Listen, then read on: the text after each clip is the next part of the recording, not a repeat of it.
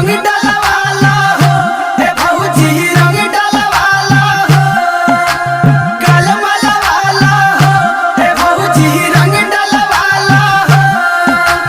DJ Kanchan Raj Hajipur Vaishali.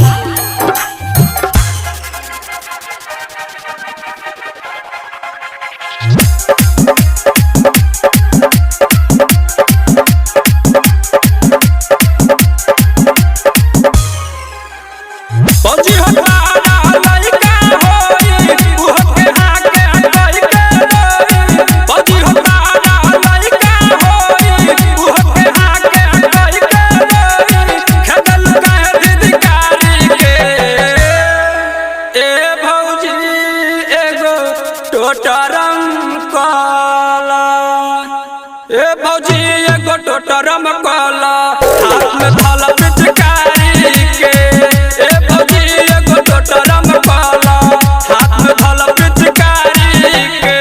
भौजी होता लइका होई उहो के हाके हकाई के लोई, भौजी होता लइका होई उहो के हाके हकाई के लोई, खगल काहे दिदकारी के।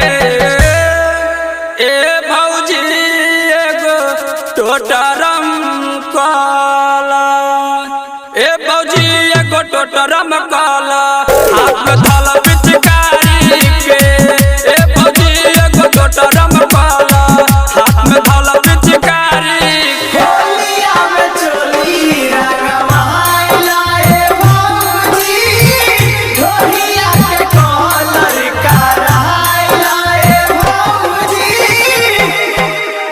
डीजे कंचन राज हाजीपुर वैशाली। अब जन दड़ पावा लेला डाल के हिलावा, अब जन दड़ पावा लेला डाल के हिलावा। निमन पालक भौजी सब फूल न कमाई तू तो बन जग माई, 9 महीना के बाद लौटी लइका तहारा लखपति होई, गाड़ी पाए गोला लबाती होई, लइका तहारा लखपति होई, गाड़ी पाए गोला लबाती होई, पद पाई अधिकारी के। ए भौजी एगो टोटरम काला, ए भौजी एगो टोटरम काला हाथ में थाला पिचकारी के, ए भौजी एगो टोटरम काला हाथ में थाला पिचकारी के। होलिया में चोली रंगवाइला ए भौजी, ढोलिया के कॉलर कराइला। डीजे कंचन राज हाजीपुर वैशाली।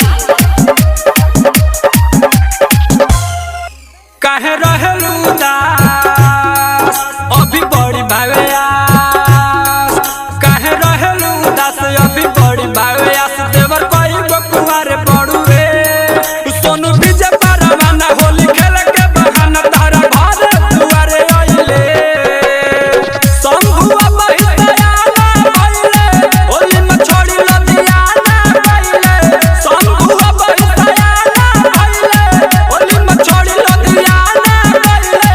बात करेलू काहे गारी से, ए भौजी एगो टोटरम काला, ए भौजी एगो टोटरम काला हाथ में थाला